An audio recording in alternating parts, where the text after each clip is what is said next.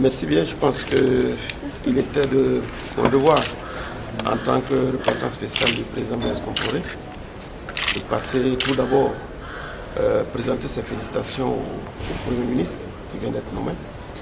Il a eu la confiance du président de la République, donc nous sommes venus lui souhaiter bon vent et lui dire que toute la confiance qui est placée en lui doit amener effectivement la Côte d'Ivoire à pouvoir se réconcilier et à sortir effectivement de cette crise qui a duré depuis quelque temps. Le deuxième point, c'est que nous sommes venus nous faire aussi le point de l'application de l'accord politique de Ouaga. Comme vous le savez, cet accord politique était fait pour durer 10 mois. Malheureusement, avec toutes les péripéties et les contraintes du processus, nous en sommes arrivés à pratiquement 4 ans. Donc nous sommes venus lui faire le point et lui traduire notre satisfaction quant à l'issue donc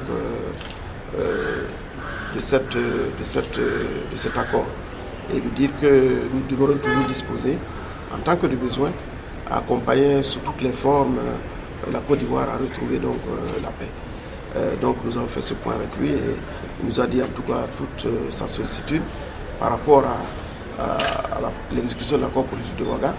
Nous demander de transmettre au président de Faso toute sa reconnaissance et dire que en réalité c'est un processus qui ne s'arrêtera pas donc uniquement aux élections, mais un long processus qui continue aussi.